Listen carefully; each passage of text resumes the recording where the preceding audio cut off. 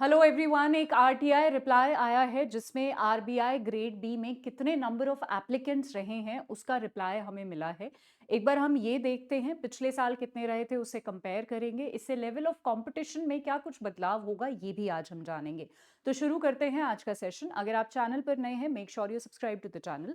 Let's get started. यहाँ पर clearly लिखा है, with reference to the direct recruitment for the post of officers in grade B, RBI grade B direct recruitment, which is DR, on probation, General DEPR DSIM cadre, panel year 2025 in RBI। यहाँ पर clearly आपको देखने को मिलेगा how many पूछा, सवाल क्या पूछा गया था, how many students have filled the form for RBI grade B 2025 examination for officers in grade B. So general cadre से जो है यहाँ पर ग्रेड बी ऑफिसर्स के कितने लोगों ने एप्लीकेशन भरा था, वो यहाँ पर टोटल यहाँ पर है 1,07,000 के आसपास लोगों ने जिन्होंने फॉर्म भरा था। यहाँ पर वो नहीं है जिन्होंने एग्जाम दिया है, जिन्होंने फॉर्म भरा था ये है, जिसमें से जनरल कैटेगरी के जो है यहाँ पर 45,000 के आसपास कुछ लोग हैं जिन्होंने फॉर्म भरा है। ईडब्ल्यूएस जो है यहाँ पर आप अकॉर्डिंगली देख सकते हैं, ओबीसी का 14,000 के आसपास है, एससी आप देख सकते हैं और एसटी आप अकॉर्डिंगली यहाँ पर देख सकते हैं। इससे हमें एक दो चीजें डेफिनेटली पता चलती है। एक, सबसे पहले कि अगर नंबर ऑफ एप्लीकेंट्स जब 1 लाख के आसपास होते हैं, पिछले बार भी इतने ही थे, 1 लाख के आसपास ही होते हैं, 2-4 हज़ार ऊपर नीचे हो जाते हैं, बाकी बहुत ज्यादा मेजर चेंज नहीं होता है।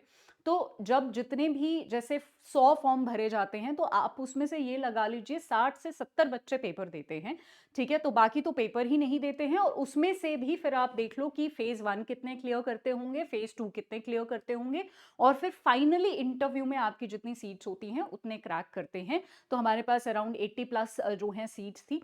सो आप, अगर मैं बात करूं क्या इससे, क्या ऐसा हुआ है कि नंबर ऑफ एप्लीकेशंस बहुत ज़्यादा है या बहुत कम है जिससे कट ऑफ ऊपर नीचे होगा, तो आई डोंट थिंक यहाँ पर कोई ऐसा मेजर चेंज दिखा है पिछले साल से जिससे कट ऑफ हमारा ऊपर या नीचे होगा। It's almost similar only. So cut off जो है इस बार इस चीज़ की वजह से तो ऊपर नीचे नहीं होना चाहिए। प्लस इस बार नॉर्मलाइजेशन भी नहीं है, तो उसका भी इस बार हमें कोई इशू नहीं है पिछली बार की तरह। तो इस बार तो जैसा आपने परफॉर्म किया होगा एग्जैक्टली वैसा ही आपके नंबर आने वाले हैं। अब एक और चीज मैं बताना चाहती हूँ, यहाँ पर बहुत सारे बच्चे इस टाइम पे अपना टाइम वेस्ट कर रहे हैं, ये हमें पता है, क्योंकि there are a lot of students जो अभी बॉर्डर लाइन पे हैं और जो ये सोच रहे हैं कि पहले रिजल्ट आने देते हैं उसके बाद ही फेज 2 की तैयारी करेंगे। आप बहुत बड़ी गलती कर रहे हैं। सबसे पहले तो अगर आपके 75, 74, 75 के आसपास मार्क्स बन रहे हैं या उससे ज़्यादा बन रहे हैं, आप फेज 2 की बिना सोचे समझे तैयारी करना शुरू कर दें।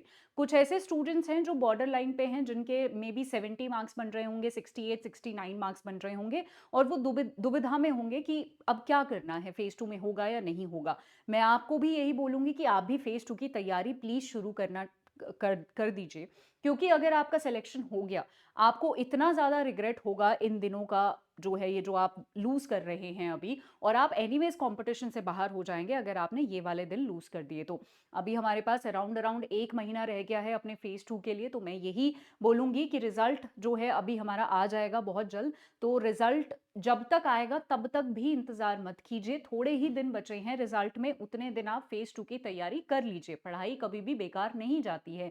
अगर नहीं हुआ कोई बात नहीं, we have other opportunities as well. We have SEBI, अगर आप एलिजिबल हैं तो आप वो पेपर जरूर दीजिएगा क्योंकि वो कंपैरेटिवली इजी होता है। We have NABARD, we have IRDAI, तो हमारे पास सिर्फ रेगुलेटरी में ही 2-3 अपॉर्चुनिटीज हैं इस साल जो हमें देना है।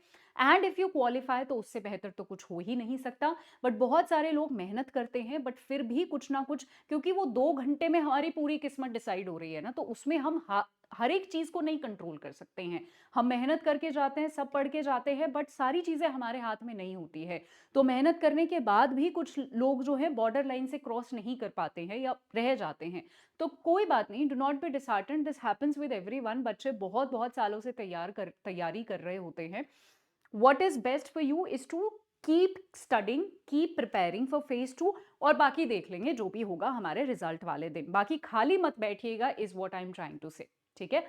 सो यही था आज का इंफॉर्मेशन। ठीक है। तो that is it for today. बाकी अगर कोई भी हेल्प चाहिए या कोई भी सेशन आप चाहते हैं कि हम लेकर आए, तो आप इस सेशन के कमेंट के नीचे आप मुझे बता सकते हैं। आज के लिए इतना ही। Thank you so much. I hope this video was helpful to you. Bye bye, take care.